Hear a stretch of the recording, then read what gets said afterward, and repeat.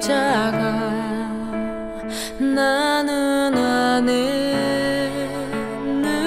능력의 비밀 이전의 모든 것 다 헛되네.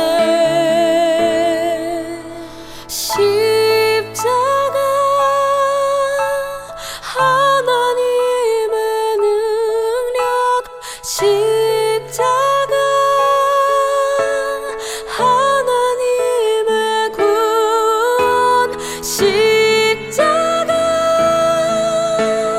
나의 능력 내 구원 주님의 십자가.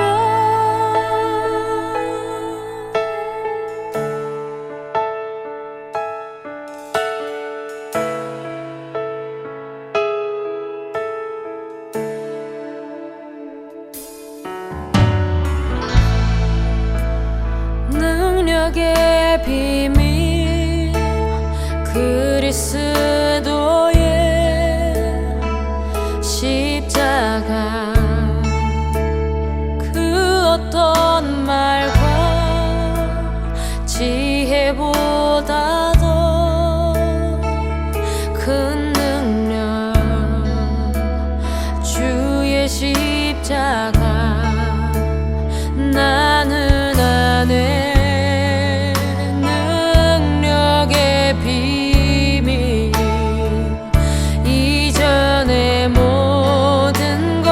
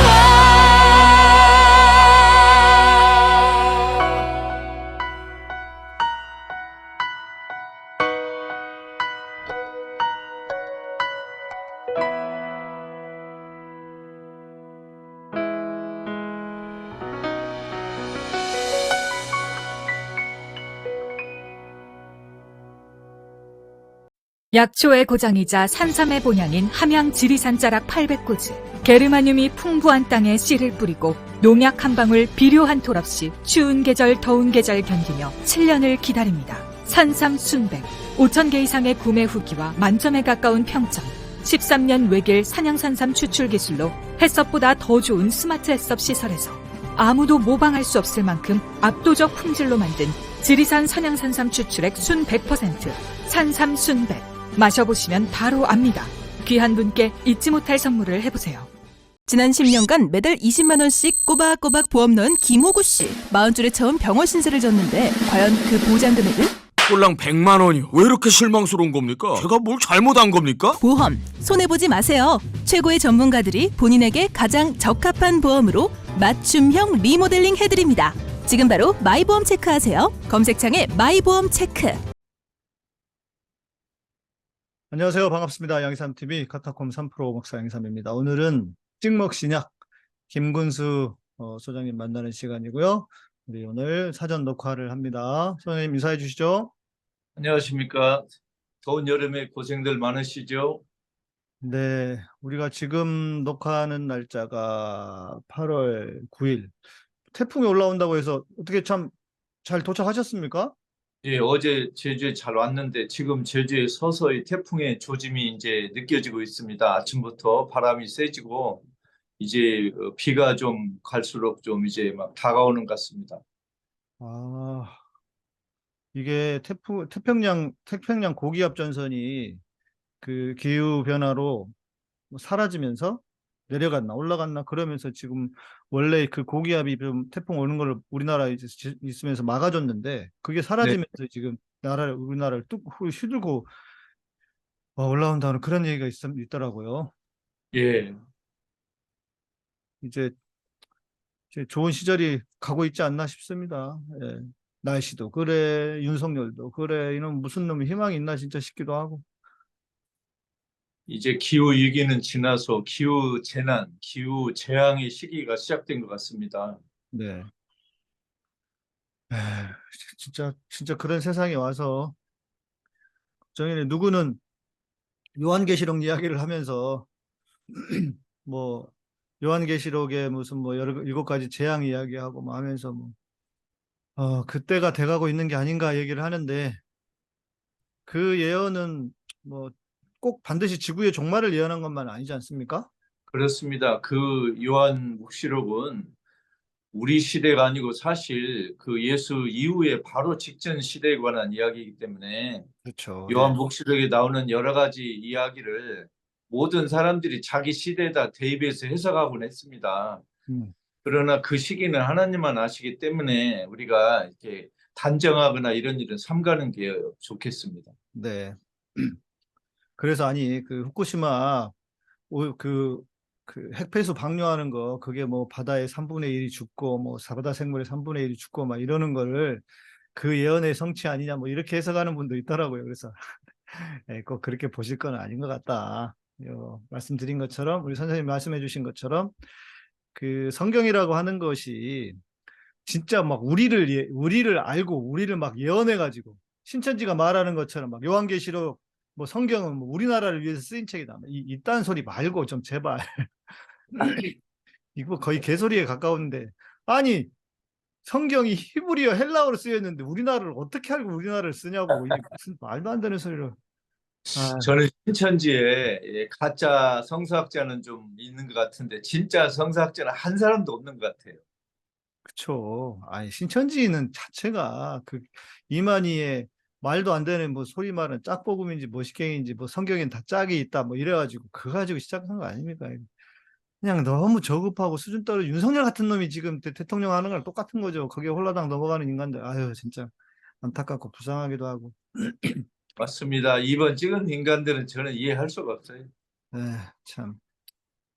자, 오늘은 이제 고린도 후서에 대한 이야기를 해 주시겠다고 하셔서 네. 우리가 고린도 전서 안에 있었던 많은 그 사건 사고들이 엄청 많지 않습니까? 고린도 전서는 특별히. 그렇죠. 고린도 공동체는 여러 가지 문제가 집약된 어떻게 보면 종교 문제의 그 종합 백화점 같을 정도로 네. 예수운동 공동체에서 가장 좀 시끄러웠던 공동체이고 문제가 많았던 공동체입니다. 그래서 오늘날 우리에게도 많은 그 메시지를 주고 있는 편지라고 보이겠습니다. 네. 자, 그러면 이제 그에 반해서 오늘은 이제 고린도 후서에 대한 이야기를 좀 배워볼 텐데, 고린도 전서하고 고린도 후서 사이가 뭐 좀 텀이 있지 않습니까? 시간적으로도 그렇고, 약 학자들은 한 1년 반 정도로 계산합니다. 1년 반. 예, 그러니까 고린도 전서가 쓰여진 후로 1년 반 정도 보이는데 고린도 전서가 54년 초 아니면 55년 초 두 가지 학설이 있습니다. 아, 예. 54년 초 아니면 55년 초다. 그런데 뭐 그건 뭐 추측이니까요.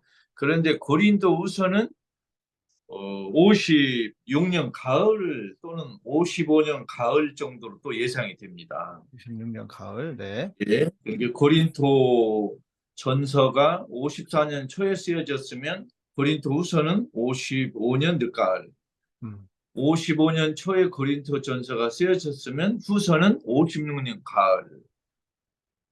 그렇게 추측이 되고요. 네. 장소는 고린도 전서는 고린도에서 쓰여진 것 같은데 고린도 후서는 마케도니아에서 쓴 것 같아요. 아, 그게 고린도 후서 7장 5절하고 여러 군데 나와요. 세 군데에다가. 네. 그러면 그 1년 반 사이에 일이 많았어요. 음, 그 일이 뭔지를 좀 우리가 알아야 좀 될 것 같아요. 네. 네. 한번 보면 바울은 에베소에서 고린토를 방문했어요. 그 다음에 거기 고린토에서 바울은 어떤 고린토 공동체 성도에게 모욕을 받았어요. 그래서 화가 나서 에베소로 돌아왔어요. 바울이 이제 화가 나고 분노하고 슬퍼가지고 편지를 썼는데 그 편지를 디도가 고린토 공동체로 가져왔어요. 그 다음에 바울이 튀르키에 네. 오늘날로 튀르키라고 하죠. 그 당시는 아시아라고 했어요. 로마에서 볼 때 아시아, 오늘날로는 예. 예. 그 튀르키예 지역에서 죽을 위험을 만났어요. 그 다음에 바울이 드로아에서 마케도니아로 여행을 했어요. 그 다음에 바울은 마케도니아에서 고린토에서 돌아온 디도를 만났어요. 요 일이 지금 그 사이에 이제 진행됐어요. 아, 예. 우리 그 시청자분들이 그 신약 시대, 뭐 구약 시대도 마찬가지 성경에 대한 지도가 좀 머리에 있으면 네. 이게 좀 이해가 될 텐데, 에베소는 지금 터키, 튀르키예 지역의 서쪽, 그러니까 지중해 동쪽이고 서쪽에 네. 있는 그러니까 해안에 있는 그러니까 해안에 있는 도시였고, 지금은 뭐 해안은 아닙니다. 지금은 네. 많이 그러니까 지형이 변화돼 가지고 그랬다고 하는데, 또 말씀하신 고린도와 마게도니아는 유럽 쪽, 그렇죠. 유럽 쪽. 그래서 마케도니아는 더 훨씬 더 북쪽이고 고린도는 그리스. 지금 그리스의 남쪽입니다. 네. 그러니까 그리스의 남쪽이 고린도가 있고 그리스 쭉 올라가면 그 북쪽에 마케도니아가 있고 그렇죠. 예. 오른쪽으로 내려오면 에베소라는 데가 있습니다. 네, 네. 우리 한글로 시옷자 같이 생겼는데 그 삼각형 지점에 이렇게 있습니다. 네, 네. 그거를 조금 이해하시면 좋을 것 같아서. 네. 그러면 그 사건들, 그 일들이 뭐 어떤 특별한 어떤 뭐 의미들이 있고 그랬을까요? 고린도 전서에서 다른 문제가 아닌 새로운 문제가 등장해서 바울이 이제 편지를 새로 썼는데 우리말로 고린도 후서 또는 뭐 고린도 이서 뭐 여러 가지 하죠. 네. 근데 여기에서 다루는 문제가 고린도 전서와 상당히 달라졌습니다. 그러니까 이제 바울이 새로운 이제 편지를 쓰는데 우리가 지금 갖고 있는 고린도 후서가 편지 하나가 아니고 두 개로 쓰여졌다. 아니면 여러 개로 쓰여졌다 하는 여러 가지 학설이 있습니다. 그 편지가 쓰여진 순서도 좀 다른 것 같기도 하고. 그러면 그 여러 개가 성경에 다 들어와 있는 겁니까? 아니면은 하나만? 지금 고린도 후서라고 우리가 한글로 번역돼 읽는 편지에 여러 편지가 섞인 거다. 이게 학설이 이제 이런 게 있습니다. 고린도 후서의 1장에서 9장은 화해의 편지다. 10장에서 13장은 눈물의 편지다. 그래서 서로 좀 스타일이 달라요. 1장에서 9절은 화해를 촉구하는 편지인데 10장에서 13절은 막 분노해가지고 슬퍼하는 편지예요. 아하. 근데 이제 우리 바울이 쓴 7개 편지 중에서 고린도후서는 우리 바울의 인간적인 뭐 참모습, 적나라하게 드러나 있는 편지예요. 뭐 그러니까 뭐, 화도 내는 바울, 네. 또 슬퍼하는 바울, 혼나는 바울, 막 그 가슴을 치는 바울. 그래서 이 바울의 인간적인 면모가 잘 드러나 있는 편지에서 바울의 인간성을 알 수 있는 좋은 편지라고 봅니다. 이거 보니까 그 양반도 그렇게 성깔이 좋으신 분이 아닌 것 같아요. 아무리 봐도 그 바울 선생님은 양 목사님이라 저보다는 좀 인품이 좀 떨어지는 것 같은 느낌이. 세상에 큰일 납니다. 한국교회에서 그런 말 했다가는. 아니 사실 바울은 뭐 이렇게 글은 멋지게 써요. 네. 글은 학자풍으로 마치 교실에서 강의하듯이 멋지게 철학자같이 쓰는데 말주변이 없어요. 네. 요새 유튜브 시대 바울이 유튜브 나오면요 사람들이 아마 좋아요도 안 누르고 그냥 그 다음에 안 볼 수 있는 그 정도. 언변이 김근수처럼 어눌해 이렇게 일단. 그건 아닌 것 같고. 엄청 유명한데? 엄청 유명하다고 하는데 막상 딱 방송에서 봤더니 에이씨 뭐 저래? 이렇게 되는 거예요. 네. 그러니까 이제 바울이 직접 이야기하는 거 들으면 사람들이 실망한 거예요. 네. 저분이 저렇게 뛰어나고 유명한 분이 저게 말이 저게 뭐야 저게 말이야 막걸리야 말이야 왔다 갔다 하고 보잘것없고 키도 조그만하고 볼품도 없고 하니까 겉모습에 신원서판이라는 우리 이야기가 있잖아요. 이게 몸, 말, 뭐 여러 가지 글씨 또 뭐 여러 가지 있는데 일단 외모에서 좀 그 당시 사람들이 보기에도 좀 이렇게 그냥 평범하고 그러니까 직접 바울을 본 사람들이 실망해 버렸어요. 네. 글은 잘 쓰는데 말은 좀 그냥 평범하시다. 네. 또 인품은 그냥 그저 그렇고 그렇지 않나 싶어요. 뭐 이렇게 대단히 인품으로 사람들 감동시키는 것 같지 않고. 아니 뭐 승질도 많이 내고 그랬어요. 보니까. 아 예수도 성깔이 있었어요. 예수도. 음. 이게 내가 볼 때 종교인 중에 성질 좋은 사람 나 구경을 양 목사님 빼고는 안 봤다. 에이, 저도 다혈질이라서 열받으면 가만히 있습니다. 네. 저는 보통 아직 못 봤어요. 웬만하면 제가 참아서 그렇지 승질 한번 나면은 저도 무서워요. 제가 사모님한테 나중에 조용히 여쭤볼게요. 아니, 그 저희가 예전에 싸우는 걸 비디오를 찍어서 보여드렸어야 되는데. 아, 그 짜고 찍은 거라고 또 생각할 수 있죠. 그렇게 해서 나오지 않는 연출로 나오지 않는 상황이 있을 수도 있어요. 예. 다음에 우리 보여드리면 바울 안 선생 됩니다. 말은 좀 어눌했다는 그 증언이 많습니다. 그건 분명한 것 같고요. 예. 그래서 이제 고린도후서의 내용이 뭔지를 좀 알아야 될 것 같아요. 그죠? 네. 고린도후서는 고린도 전서가 만난 상황과는 다른 걸 만났어요. 이 네. 고린도후서에 이런 말이 나와요. 10장 1절에 어떤 사람이 와서 우리가 전한 것과는 다른 예수를 전하고 여러분이 받은 성령과는 다른 것을 주며 또 전에 받아들인 것과는 다른 복음을 전하는데도 여러분은 아무렇지도 않게 여기니까 하는 말이다. 이런 바울의 한탄이 나와요. 이게 바울이 고린도 전서에서 고린도 공동체에게 전한 것과는 다른 예수를 전하는 다른 선교사들이 침투했다는 거예요. 네. 그리고 고린도 공동체의 그 성도들이 받은 성령과는 다른 것을 주는 그 이상한 선교사들이 침투했는데도 아무렇지도 않게 있으니까 바울이 화가 난 거예요. 네. 바보야, 모질이야, 뭐 이런 거겠죠. 그렇죠. 예, 예. 네. 잘 나오고 있습니다, 선생님. 예, 예. 네. 그 갈라디아서에도 그런 말씀이 있지 않습니까? 다른 복음은 없나니 하면서 그렇죠. 바울이 전하고 있는 복음은 그때 당시 유대교가 주장했던 유대적인 관습을 따라야 한다. 예를 들면 할례를 받아야 하고 다 이방인들도 유대인처럼 살아야 된다. 이래야 구원을 받는다. 뭐 이런 것들을 바울이 말하는 다른 복음이라고 하지 않습니까? 그렇죠. 그런데 이제 안타까운 건 네. 고린도후서에서 바울이 그 이상한 선교사들이 와서 하는 이야기를 상세히 말을 하질 않아요. 아하. 그 이유는 고린토후서를 읽는 고린토 공동체 사람들은 그 내용이 뭔지를 알고 있기 때문에. 이미 알고 있으니까 굳이. 그렇죠. 예. 근데 이제 문제는 뭐냐면 바울은 고린토 공동체에게 쓴 고린토 후서라는 이른바 편지가 이렇게 수백 년, 수천 년 동안 남아있을 줄 모르고 쓴 편지예요. 그렇죠. 왜냐하면 바울 생각은 이제 하나님이 아니 예수가 다시 오는 금방 재림이날 오신다고 생각해요. 안 남았다고 생각했는데 네. 그래서 이것저것 가리지 않고 어떻게 보면 다급한 마음으로 남긴 글인데 음. 이게 이제 신약 성서에 들어가서 후대 공동체 사람들이 이렇게 읽고 할 줄을 몰랐단 말이에요, 바울은. 네. 그 당시 상황만 이제 비추어서 그냥 쓴 글인데 이렇게 2000년씩 남아있을 줄 어떻게 알았겠냐.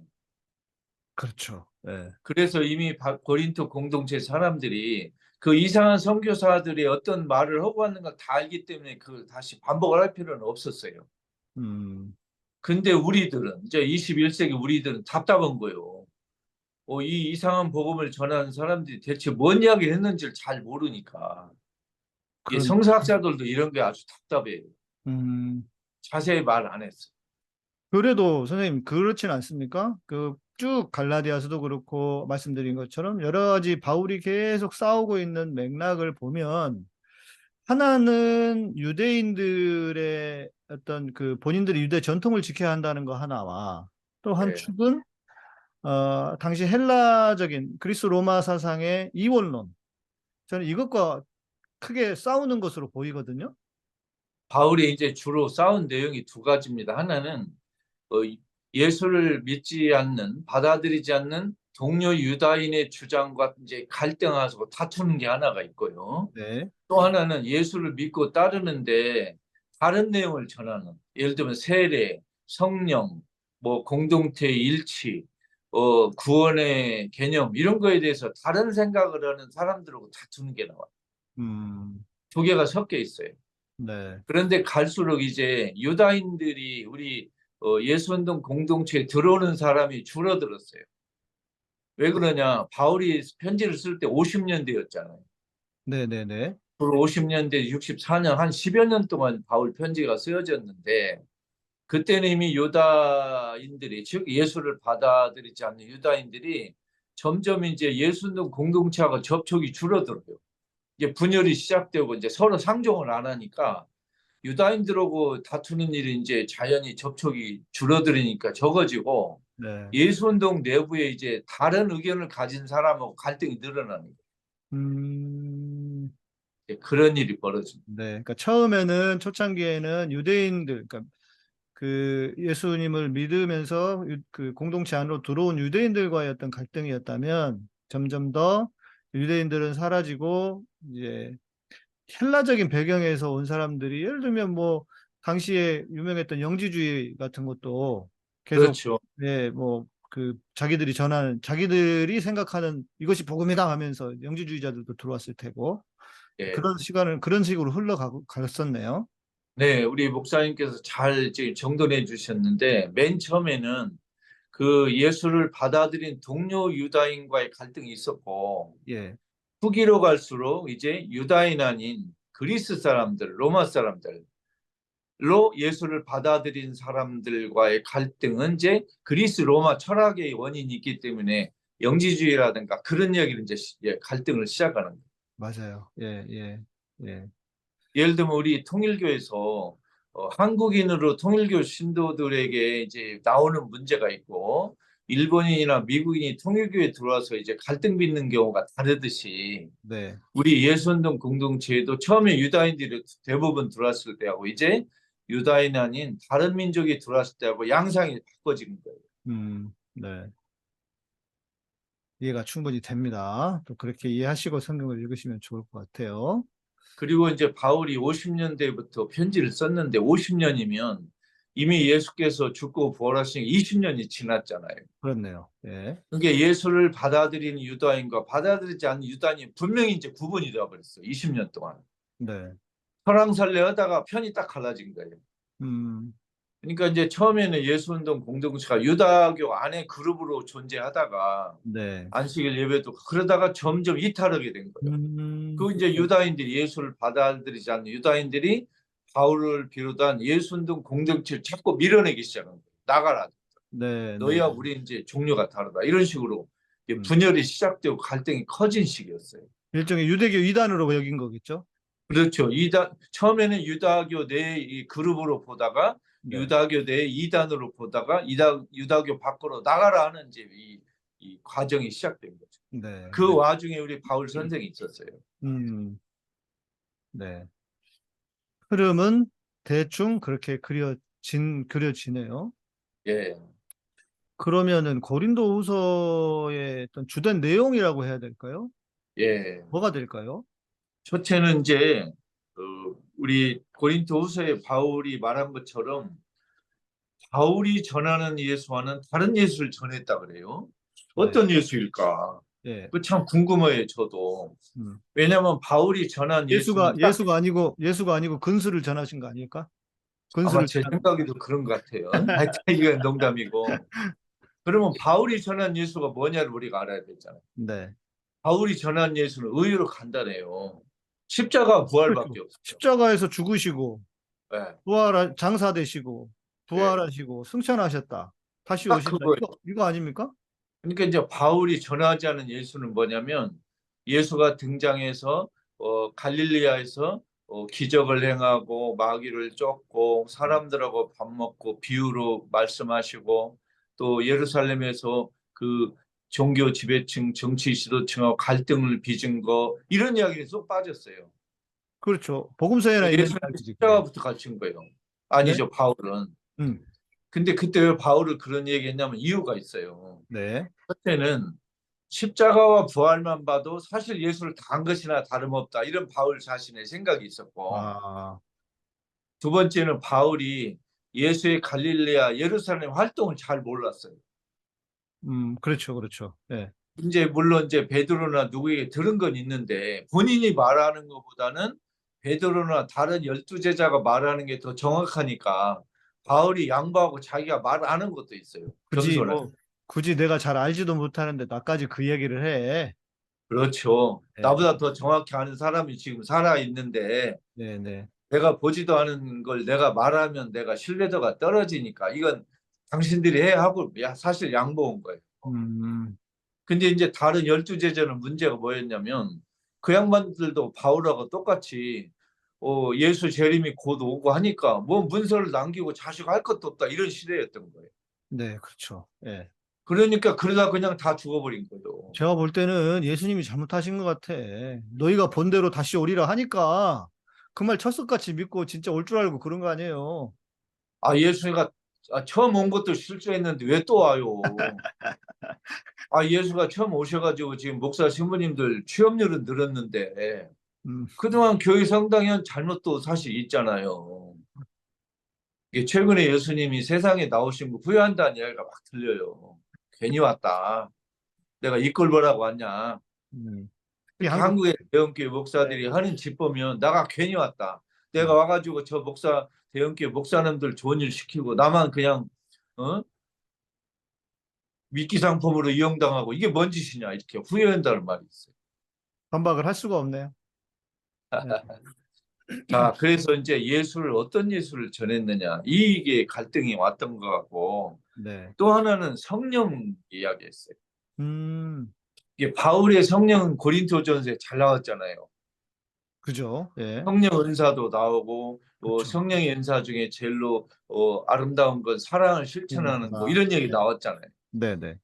근데 이제 성령에 대해서 다른 이야기를 하는 선교사들이 성령에 대해서 뭐라고 했는지는 바울이 설명을 또 안 했어요. 이게 추측만 있는 거예요. 주제는 알겠는데 내용을 모르겠어요. 예. 이게 예수에 관한 가르침에서 바울하고 다른 건 분명해요. 그 가짜 네. 선교사들이 네. 바울이 비난하는 선교사들이 바울과는 다른 종류의 예수를 설명한 것 같아요. 네. 아마 제 생각에는 그냥 유다교 율법을 다 지키고 유다교 안에서 관리할 수 있는 그 정도의 예수를 전하지 않았나 싶어요. 추측으로. 그러면서 이제 율법을 그리스 로마 사람도 지켜라 이렇게 요구하지 않았나 싶고. 그렇죠. 예, 예. 성령도 바울이 말하는 성령 은사를 그렇게 설명하기보다는 그냥 성령 받으면 구원이나 똑같다 이런 식으로 얘기지 않았나 추측이 들어가요. 그러니까 근데 오늘날도 바울이 해설한 성령과 다른 종류의 성령을 이해하는 한국 개신교 성도가 너무너무 많아요. 엄청 많죠. 사실은. 아니 거기 그 사람들은요 예수님도 없어요. 성령만 있어요. 아, 그래요? 예, 성령만 있어요. 하는 걸 보면 네.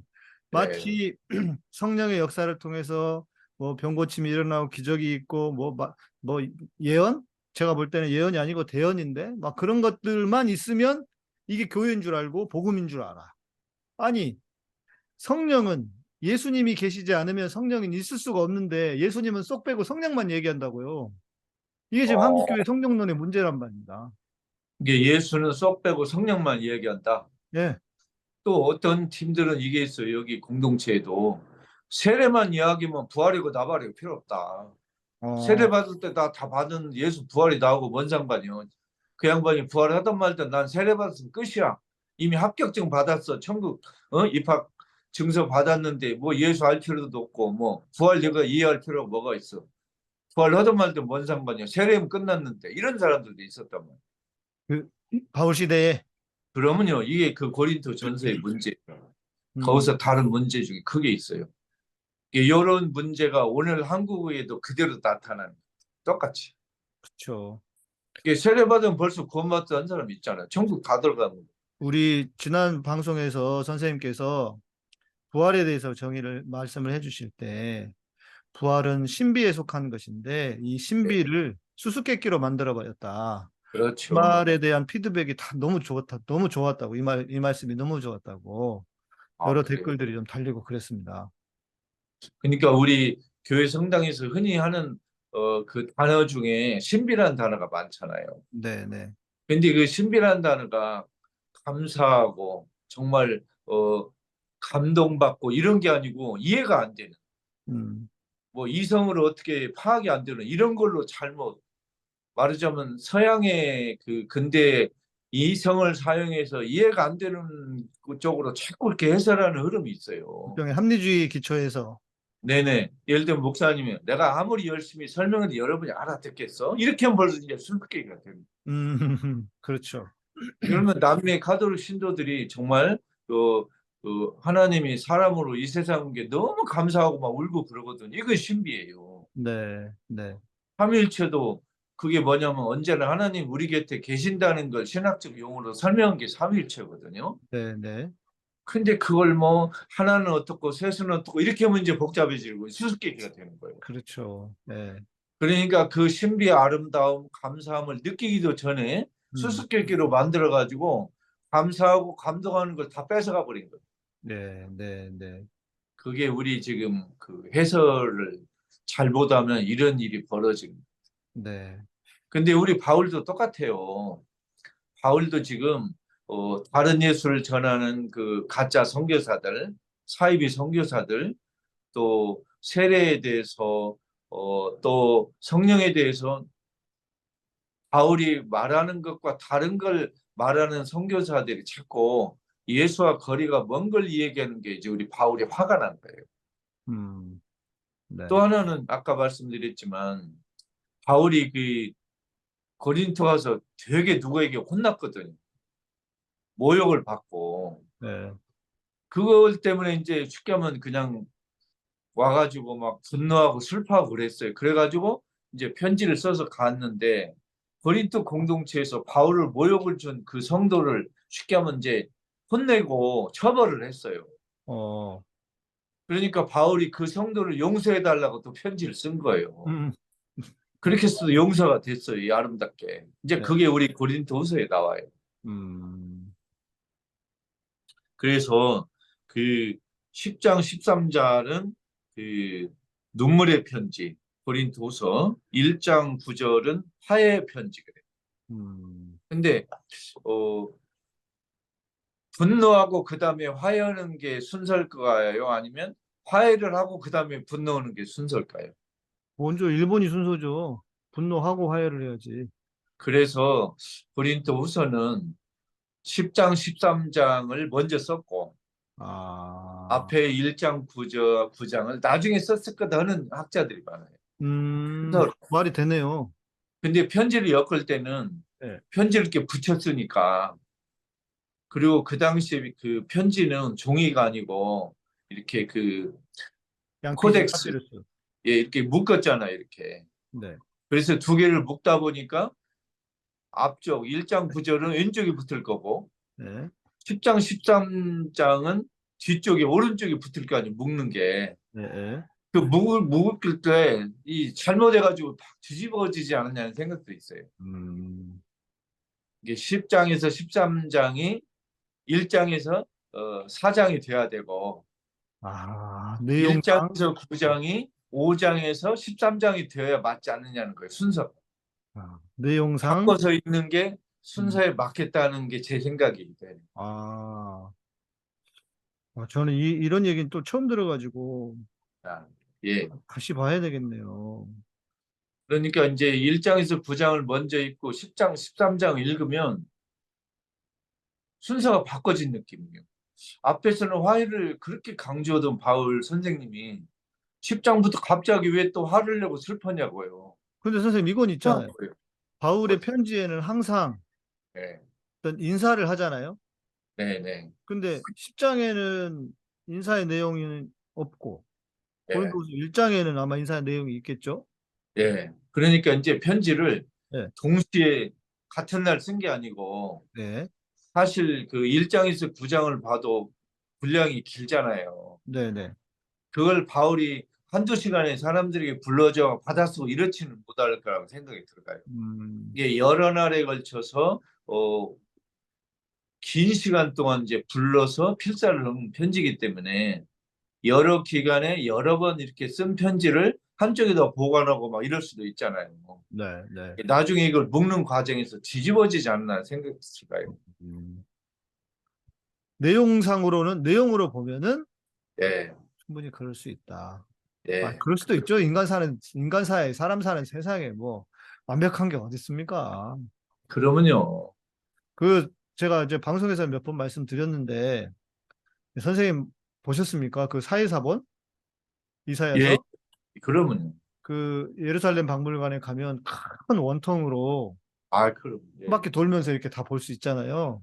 예. 근데 거기 가보니까 쓰다가 틀렸어.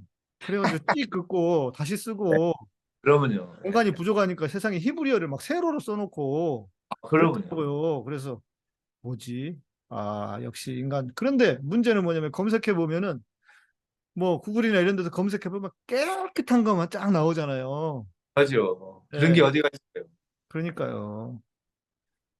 사람이 하는 일인데. 예. 이게 그 당시에 성서 사본이나 이런 걸 보면 정말 많은 역사적 그 굴곡이 있었고 네. 또 쓰고 지우고 또 필사하는 사람들이 받아 적을 때 이해가 안 되면 옆에다 자기 의견을 또 써놔요. 그런 사본이 많아요. 자기 의견까지 써놨다. 예, 이상하다. 내가 받아 쓰면서도 이해가 안 되고 앞뒷말이 다르고 한 옆에다 살짝 노트도 메모되는 그래요. 예, 예. 이게 지금 신약성서 사본이 크게 네 군데 있잖아요. 네 군데 장소에 뭐 바티칸이라든가 어디 박물관이나 이렇게 네 군데 크게 있는데 네. 네 군데 다 완본이 다 있는 것도 아니에요. 그렇죠. 그리고 네 사본 사이에 서로 글자가 다른 것도 있어가지고 그래서 성서 무호설론이 이미 전제부터 틀렸다는 거예요. 그러니까 이제 이게 우리가 성경 하니까 마치 하나님이 내가 지금부터 이야기해 줄 테니까 모세야 받아 적어라 해가지고 쭉 뭔가 이렇게 쓰여진 거룩한 방식으로 여기서 말하는 거룩한 방식이라는 건 우리가 생각하는 우리의 어떤 삶에서 일어나고 있는 방식과는 좀 다른 특별한 방식으로 성경이 기록되었을 것이다라는 생각을 자기도 모르게 한단 말입니다. 교회에서 하도 그렇게 가르쳤으니까. 그런데 들어가 보면 아니야. 이거 우리가 사는 거랑 똑같이 하는 거 똑같은 거죠. 아니 타이핑하다가도 오탈자 생기잖아요. 그러면요. 네. 그것처럼. 네. 더구나 특히 신약성서는 그리스어로 쓰여졌기 때문에 그리스에는 알파벳이 우리 영어로 말하면 I하고 그 D 다음에 E하고 발음이 똑같이 E로 발음나요. H 다음에 I하고 D 다음에 E가 발음이 똑같이 E로 나요. 음, 그러면 불러주는 사람이 이렇게 불러주는데 받아 적는 사람은 그걸 둘 다 헷갈려 갖고 그걸 이로도 쓸 수 있고 아이로도 쓸 수 있어요. 근데 뜻이 달라지는 거예요. 왜냐하면 또 성서는 띄어쓰기를 안 했거든요. 아, 종이가 아까워서 그랬다면서요. 예, 그렇죠. 띄어쓰기를 못 했고 안 했고 대문자로만 썼어요. 소문자가 아니고. 그러다 보니까 현대로 말하면 띄어쓰기를 어떻게 하느냐에 따라서 아버지 가방에 들어가기도 하고 아버지가 방에 들어가기도 하는 거예요. 네, 네, 우리식으로 비유한다면. 네.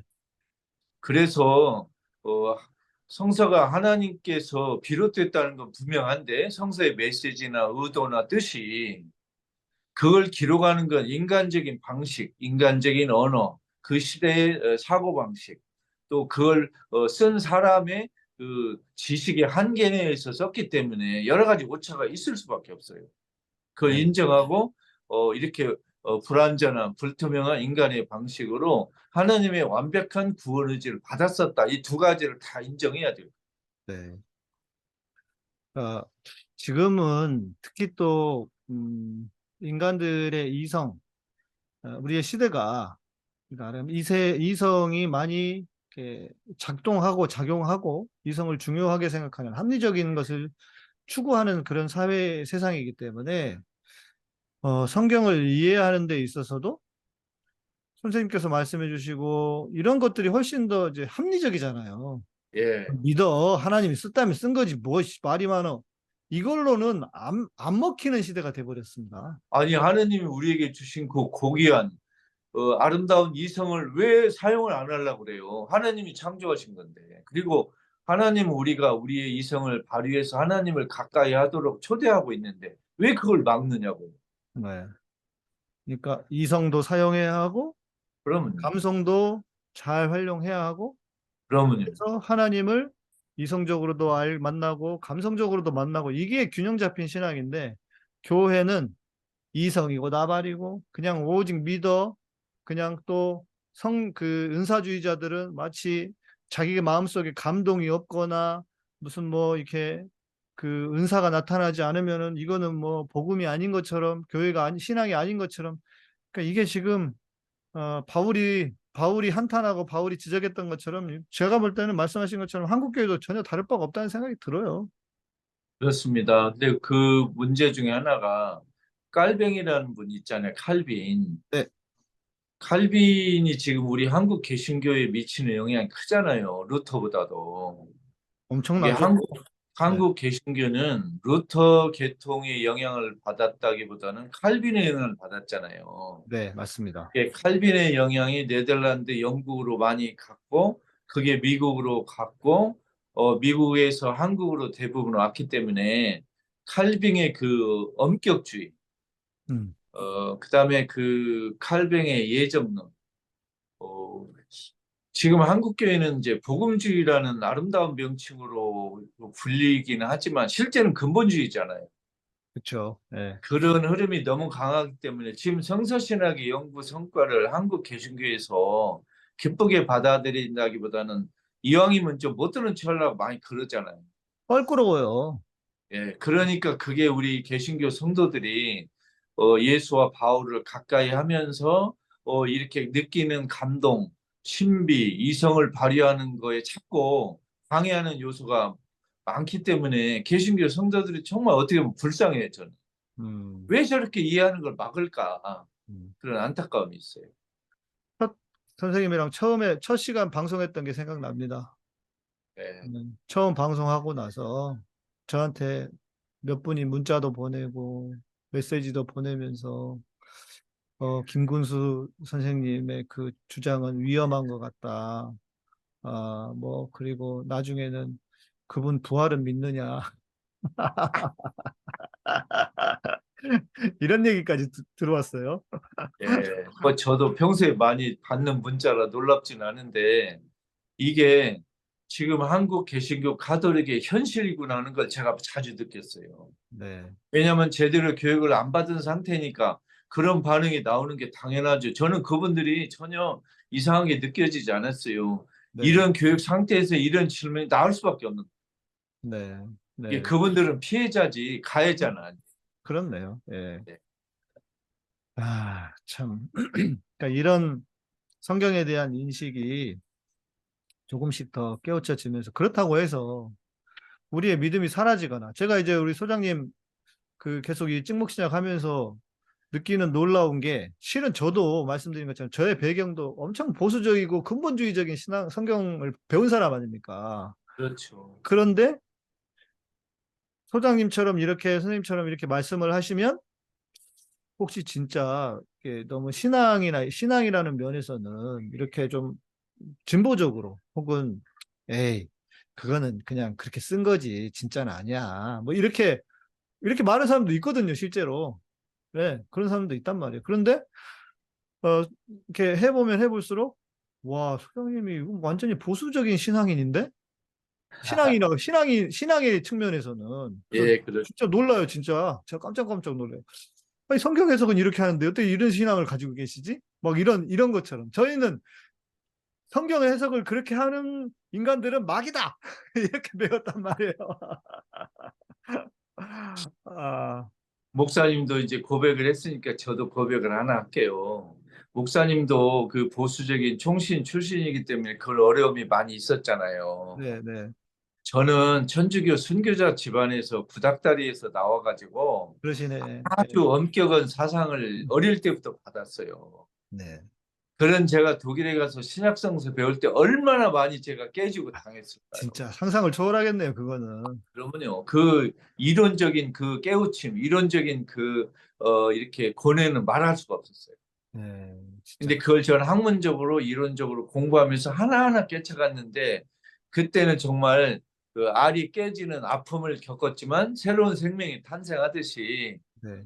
그렇게 하면서 제가 성서신학을 공부한 지 30년이 넘었지만 지금 정말 감사하게 생각해요. 그 고비를 하나하나 겪었기 때문에. 그런데 그런 분한테 대고 부활을 믿냐고 예수는 믿냐 이렇게 아 진짜 이제 우리 그렇게 질문하는 분들도 본인들이 그런 고비를 이제 겪는 중이잖아요. 그렇죠 그렇죠. 예, 그러니까 마치 30년 전에 저를 보는 것 같은 느낌인 거예요. 예, 예, 그러니까 같이 손잡고 우리 한번 길을 걸어가 보자 하고 제가 제안하는 거죠. 예. 그러니까 저도 실은 이런 것들을 겪어가면서 처음에는 뭐 고민도 생기고 갈등도 있고 했는데 성경을 이렇게 합리적이고 이성적으로 해석을 한다고 해서 전혀 내가 믿는 하나님에 대한 어떤 뭐 흔들림 이런 게 없어요. 더 탄탄해지죠. 예, 예를 들면 저는 지금 복음서 4권에 대한 해설책을 쓰고 예, 예수 평전을 쓰고 또 바울 전기를 쓰고 더구나 로마서 주석을 썼잖아요. 네, 그런데 바울의 한계를 느끼면서도 너무 감사한 거예요. 왜냐하면 바울이 하지 않은 거에 대한 아쉬움도 있지만 바울이 한 것만 해도 너무 훌륭한 분이라는 생각이 들어가요. 한 인간에 뭘 그렇게 많이 요구할 수 있는가. 맞습니다. 그건 그래요. 바울이 겪은 그 시대의 고뇌, 또 본인이 짊어졌던 그 아픔, 이것만 해도 저는 바울이 훌륭하다고 생각해요. 그러니까 바울이 뭘 하지 않아서 아쉽다 그거보다는 바울 선생님이 저 한 것만으로도 위대한 거야. 그런 생각이 들어요. 그리고 이런 것도 있는 것 같아요.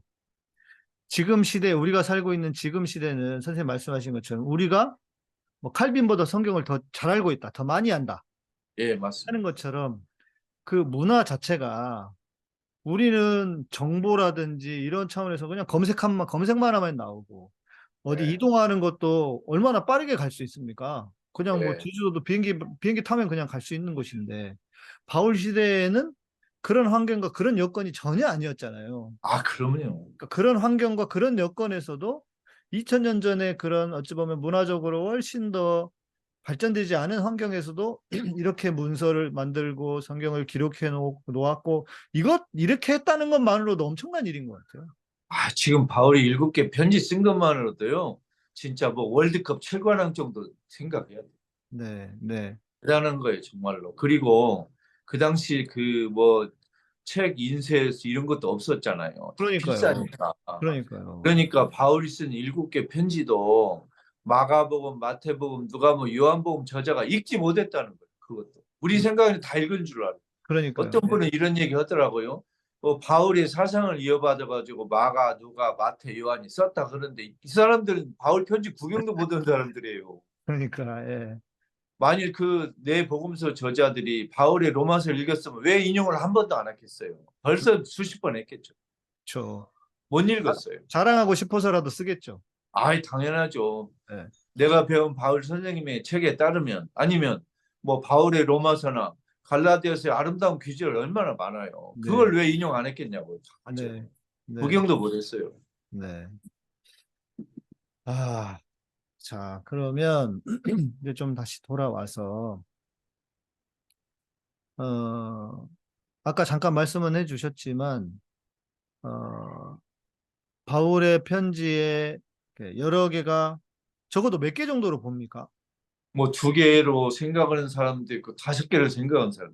아, 심지어 5개. 또 고린토 후서의 어느 특정한 귀절은 바울이 다른 편지에 쓴 단어 아닌 게 막 튀어나오거든요. 네. 그래서 후대의 어떤 성서 필사자가 자기 생각을 끼워 넣지 않은 여러 귀절도 몇 군데 있어요. 네, 네. 근데 그건 크게 중요한 것 같지는 않고 고린토 후서에서 정말 우리가 새겨야 될 건 바울이 고린토 후서에서 말하고자 하는 내용이 뭔가 이게 제일 중요해요. 네, 진짜 그게 중요하죠.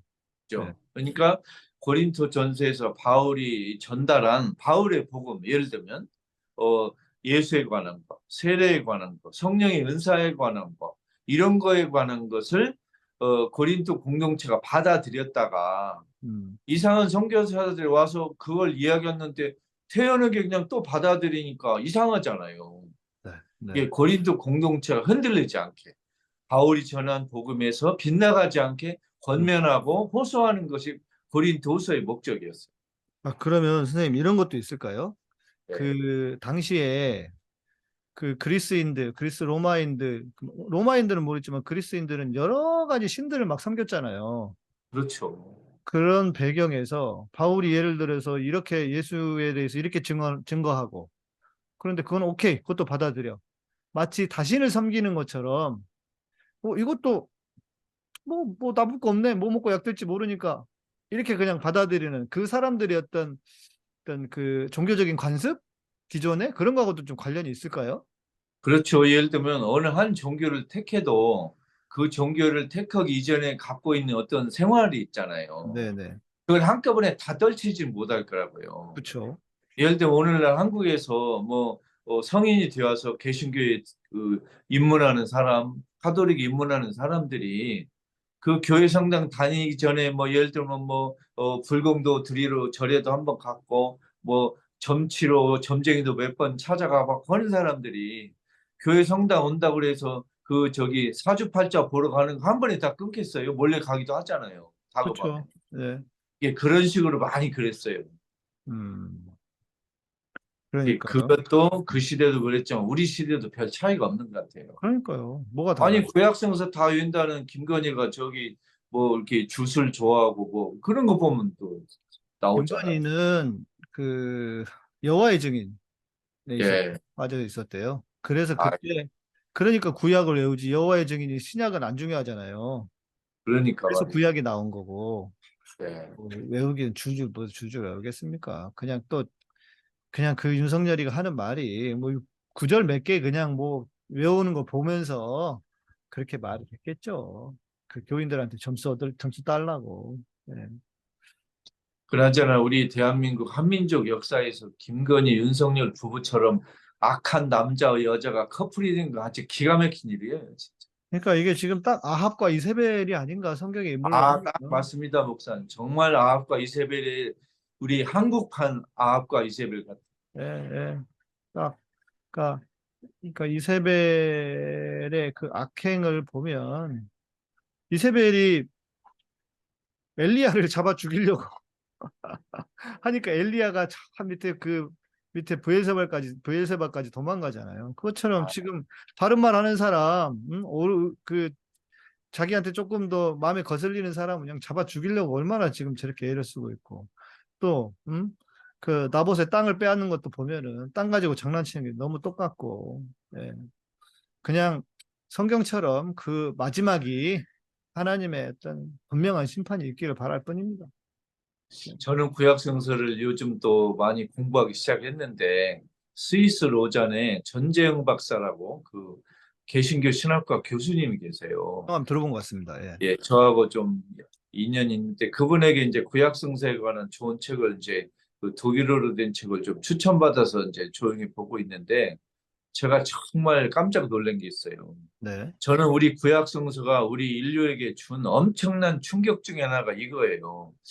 그 땅은 하나님의 것이다. 맞아요. 예. 땅은 이게 여호와의 얼마나 지금 자본주의에 대한 공격인지 비판인지 맞습니다. 또 우리가 이게 부동산에 관한 우리의 상식을 뒤엎는 말인지 모르겠어요. 네. 정말로 땅은 하나님의 것이지 내가 등기는 내 것이 아니에요. 맞습니다. 예. 정말 이걸 생각한다면 우리 교회 성당이 부동산에 관한 돈에 관한 우리들의 자본주의의 관리에 기초한 이 생각이 얼마나 하나님에게 거여가는 건지 우리가 알아야 될 것 같아요. 그러니까 이 개신교인들은 마치 자본주의가 성경인 줄 알아요. 성경이 자본주의를 지지하고 자본주의가 무슨 기독교 신앙의 본질인 줄 아는데 아니 땅은 여호와의 것임이니라 이랬는데 무슨 놈의 자본주의야. 모든 네. 자본주의 시작은 토지 소유 개인이 토지를 소유하는 것부터 시작되는 건데요. 네. 그러니까 헨리 조지가 얘기한 것처럼 토지 공개념이 되면 이렇게 불평등도 사라지고 그래서 토지로 국토보유세 같은 거 걷어서 기본소득하고 하면 될 텐데 인간의 욕심이 지금 지구도 망가뜨려서 이제 기후가 진짜 우리를 공격하고 에휴 참 그렇습니다. 예. 그러니까 우리 교회 성당이 자본주의 논리를 이용해서 우리 교회 성당을 운영할 게 아니고 자본주의 논리가 우리 성서에 비하면 얼마나 잘못됐는가를 이게 성도들에게 자꾸 이야기도 하고 좀 반성하도록 가르쳐야 될 필요가 있는데 근데 그러면 목사들 주머니가 채워지질 않잖아요. 아이고 자기 주머니가 안 채워지니까 뭐 어떤 사람은 외면하면서 몰라서 그럴 수도 있지만 어떤 사람은 외면하고 그렇게 얘기하는 거예요. 성경에 분명히 있지. 제가 보니까요. 대학 시절에 공부할 때 저희 다 나름 그런 거 공부합니다. 그렇죠. 성경 읽으니까 당연히 구약 배우고 하면서 그런 중요한 이슈들을 배우잖아요. 네. 그런데 그래 놓고 현장에서 사역하고 목회를 할 때 그런 설교를 하거나 그런 걸 가르치는 목사들이 몇이나 되겠어요. 나는 뭐 다른 사람 얘기하고 싶지 않아. 저희 선후배들, 동기들 마찬가지. 무슨 얘기를 자기들이 진짜 이런 얘기를 똑바로 하겠는가. 땅은 여호와의 것임이니라 하면서 자본주의를 공격하고 비판하는 순간 아이고 저 목사 빨갱이네 이러고 교인들 떠날 텐데. 혹은 그러니까 헌금도 안 하고 그럴 텐데. 누가 그거를 거기다가 대고 용기 있게 날씨 굶어 죽어도 좋아 나는 이렇게 진리니까 가르칠 거야 이런 목사가 몇이나 되겠냐 하는 거죠. 그러니까 우리 조중동이 소식을 감추고 말을 안 하고 이렇게 뒤섞어서 보도하듯이 우리 교회 성당에서 이 복음을 뭐 언급을 안 하거나 뒤섞거나 이렇게 모른 채 가지고 사실상 많이 속이고 있는. 네, 그렇습니다. 예. 에휴, 참 이게 비극적인 현실이고 제가 어제 녹화 날짜 어제부로 변상욱 대기자님하고 방송 이제 시작을 했지 않습니까? 어제 시작하셨죠. 네, 네. 근데 이제 한국 언론 희망이 있는가? 변 기자님 언론인이시잖아요. 아니요. 끝났다고 생각한다. 아니, 그럼 변 기자님, 나는 내가 목사로서 한국교회 끝났다고 생각하는데, 이거 큰일 났다고. 언론 망가져. 교회 복구 불능이야. 그럼 이거 어떻게 해야 되느냐. 지금 우리가 그런 시대, 그런 세상을 살고 있어서 진짜 암담하다. 예, 뭐, 그래도 이렇게 뭐 몇 명이라도 광야에서 외치듯이 그렇게라도 하고는 있는데, 지금 우리가 너무 힘든 시절을 살고 있는 게 아닌가. 그게 다 돈 때문 아닙니까, 결국. 목사들이 그래서 밖에 말 못하는 것도 돈이고, 언론들이 지금 저질하는 것도 돈이고, 다 돈 때문이죠. 그러면 뭐야? 돈의 시작으로 가보면 자본주의의 시작은 땅이야. 그럼 그걸 얘기해야 되는데 왜 안 하냐고. 그래서 우리 찍먹 신약 그 시청자들만이라도 우리 중에 일부라도 정말 예수의 복음을 제대로 알아듣고 실천하고 또 바울의 그 애끓는 호소를 정말 경청하고 그래서 네. 우리라도 작은 우리라도 우리 중에 일부라도 좀 제대로 따라서 살려는 노력을 하면 참 좋겠어요. 네, 맞습니다. 그게 우리 찍먹 신약의 아름다움 같아요. 네. 선생님, 그리고 마지막에 바울의 적수가 누구일까? 고린도후서에서 말씀 주셨는데. 예. 근데 이제 고린도 전서의 적수들하고 달리 여기서는 이제 계속 정확히 얘기를 안 하니까 네네네. 아까 말씀드렸지만 이 적수가 누군지를 고린도후서를 듣는 독자들은 알고 있었어요. 고린도 공동체 사람들. 왜냐하면 그 사람들에게 먼저 이 가짜 그 선교사도 와서 얘기를 했기 때문에 그 전제하에 지금 바울이 편지를 쓰고 있잖아요. 다 알고 있는데, 다 아는, 예, 근데 우리 21세기 우리 독자들은 답답한 건 누군지 모르니까. 이런 게 있더라고요. 방송을 하다 보면, 제가, 그러니까 확실하다고 생각하는 거는 그냥 너무 자연스럽게 얘기를 해요. 아, 예. 긴가민가 하는 거는 혹시 맞나 해서 검색을 해보거든요. 그렇죠. 그래서 더 정확한 정보를 주는데, 이번에도 제가 서울에서 방송하는데 장충체육관을 필리핀에서 지어줬다. 이게 많은 사람들이 그냥 다 그렇게 알고 있는데, 저도 그렇게 이야기를 했거든요. 필리핀 이야기를 하면서 우리보다 훨씬 더 잘 살던 나라였다. 근데 정치가 그렇게 망가뜨렸다 하면서 장충체육관도 지어주고 했다. 근데 댓글로 그래요. 장충체육관을 필리핀이 지었다는 거는 그건 잘못된 정보입니다. 댓글이 있길래 검색을 해봤어요. 바로 방송 중에. 그랬더니 아니더라고요. 그게 루머래요. 아, 네. 저를 금방 처음 듣는지. 네, 그러니까 그게 루머랍니다. 원래 제 장충체육관 뭐 필리핀이 지어줬다 이런 얘기가 있었는데, 그래서 아마 바울도 이런 거 아니었을까? 그냥 당연하니까 얘기를 그냥, 그렇죠. 예, 당연하니까 얘기한 것처럼 당연하니까 이건 얘기를 안 한 거고, 예, 다 알고 있는 이야기니까.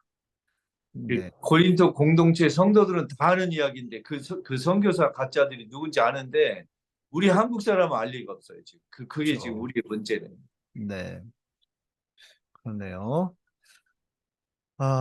오늘도 이제 고린도후서에 대한 이야기. 그러면 선생님 고린도후서를 더 다룰 게 있습니까? 이제 다음 시간에. 이제 다음 시간에도 네. 이제 고린도 후서에서 바울이 또 계속 하는 이야기가 한두 번 더 나올 것 같아요. 네, 네. 네, 네. 그러면 오늘은 여기까지.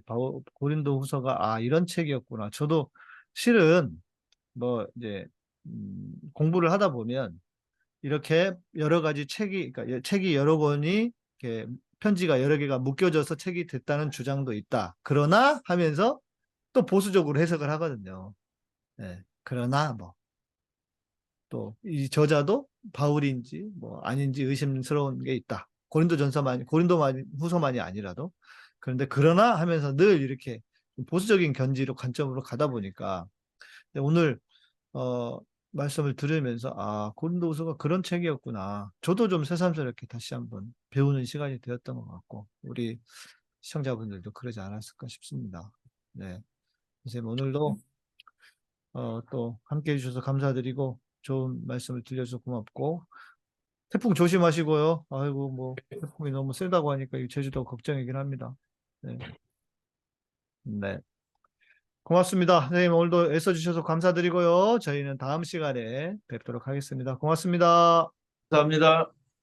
이렇게 한번 같이 화면 놓고 인사를 한번 해야 되는데 마지막 인사. 예, 다시 할게요. 예. 이렇게.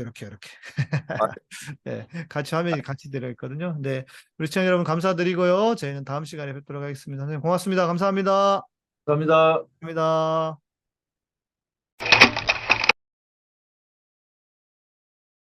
인간을 포함한 모든 생물들은 자연으로부터 많은 것들을 얻습니다. 우리 몸에서 만들어내지 못하는 비타민C도 이러한 자연으로부터 얻어야 합니다. 천연 비타민이란 바로 공장에서 화학적으로 합성하여 만든 것이 아니라 청정 지역에 적합한 환경에서 재배하고 수확한 자연의 유기농 과일 그 자체를 농축한 것입니다. 천연 상태에 살아있는 비타민C에는 루틴, 비오플라보노이드, 팩터 K, 팩터 J, 팩터 P, 타이로시나제, 아스코르브노겐 등이 풍부하게 포함되어 있습니다. 그러나 합성 비타민C는 아스코르브산 단일 물질로만 이루어집니다. 합성은 자연으로부터 얻은 다양한 요소로 이루어진 비타민C를 모방할 수 없습니다. 루틴, 비오플라보노이드, 팩터 K, 팩터 J, 팩터 P, 타이로시나제, 아스코르브노겐 등의 성분이 대량으로 포함된 천연 비타민 C군을 선택해야 합니다. 특히 요즘 같은 상황에서 예방과 면역력 증진에 필요한 올바른 천연 비타민 C를 선택하세요. 캐나다에서 생산하는 인기 상품 천연 비타민 마오에 관한 문의는 웹사이트 superelleotin.com, 전화 1522-6801이나 페이스북 자연건강대학 또는 카카오톡에서 엘레오틴을 검색하시면 됩니다.